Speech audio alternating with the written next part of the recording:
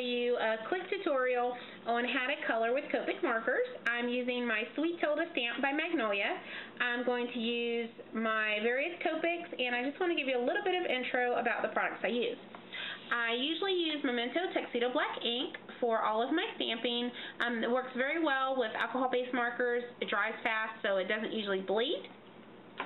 I usually use two types of paper, either watercolor paper by Canson, 120 pound, or watercolor by Canson, 90 pound paper. It just depends upon what type of project I'm working on. So let's go ahead and get started. I've already pre-stamped my Tilda image, and I usually start out with my face first.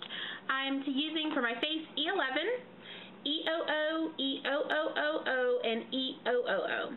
So I'll start out with E11, and I will trace the edges of her face first. Keep in mind that you want to try to make a little bit of a shadowing so that you're blending.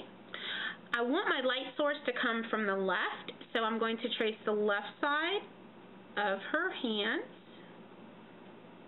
and the left sides of her legs, and a little bit under there where her skirt is at. Okay. I will take the E00 and go back over the coloring that I just did, but then blend outward a little bit more.